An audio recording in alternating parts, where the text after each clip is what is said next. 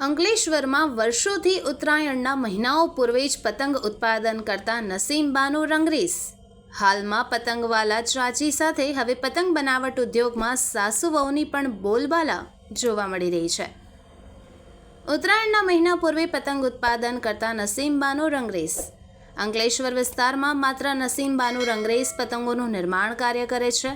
આજુબાજુના ગામડાઓના પતંગ વેપારીઓ પણ આમના ત્યાં જ હોલસેલ ભાવે જથ્થાબંધ પતંગો ખરીદવા માટે આવે છે।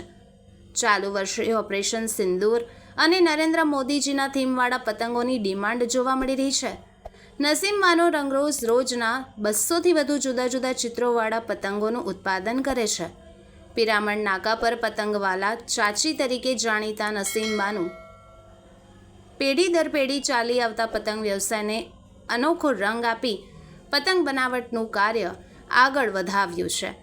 તેમની આ કામગીરીમાં હવે તેમની પુત્રવધુ પણ જોડાઈ છે। બજારમાંથી જ કાગળ કામડી ગમ લઈને 200 રૂપિયાથી લઈને 1200 રૂપિયા સુધીના પંજાના પતંગનું નિર્માણ કરે છે। અંકલેશ્વરમાં પતંગ બનાવટ ઉદ્યોગમાં સાસુ વહુની બોલબાલા જોવા મળી રહી છે। ઉલ્લેખનીય છે કે સાસુમાની મદદે આવેલ પુત્રવધુ સાથે રોજના 200થી વધુ પતંગોનું ઉત્પાદન કરવામાં આવે છે।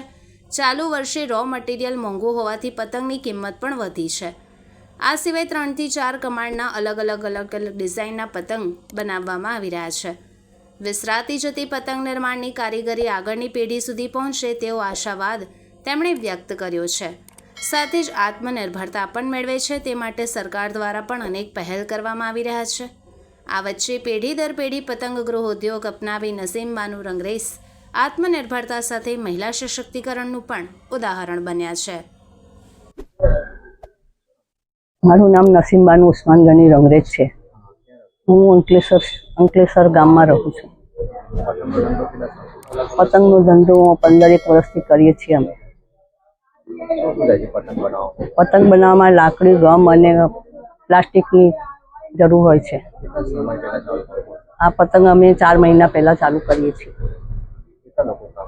આ અમારા ફેમિલી મેટલ છે। અમે 15 માણસ કામ કરીએ છીએ। આ વખતે માર્કેટમાં ઘણી જાતની પતંગો આવેલી છે। એમાં વડાપ્રધાન નરેન્દ્રભાઈ મોદીએ જે ઓપરેશન સિંદૂર પાર પાડ્યું એ પતંગની માંગ રંગ રસિયાઓની પતંગની માંગ હતી એ આ માર્કેટમાં આવેલી છે। ઘણા લોકોની માંગ હતી આ માર્કેટમાં આવેલી છે। મારું નામ કીર્તિ ભાનુશાલી છે। મારી શોપ જીઆઈડીસીમાં છે અને અમે વર્ષોથી અહીંયા પતંગ લેવા આવીએ છીએ। એમનું ઘરનું ખુદનું કારખાનું છે એટલે અમને વ્યાજબી ભાવે પતંગ મળે છે અને અમે પતંગ લઈને જીઆઈડીસી વાળા એરિયામાં વેચીએ છીએ। અને આજુબાજુના ગામડાવાળા વિસ્તારવાળા ભડકોદરા કાપોદરાવાળા પણ અમારી પાસે પતંગ લેવા માટે આવ્યા છે।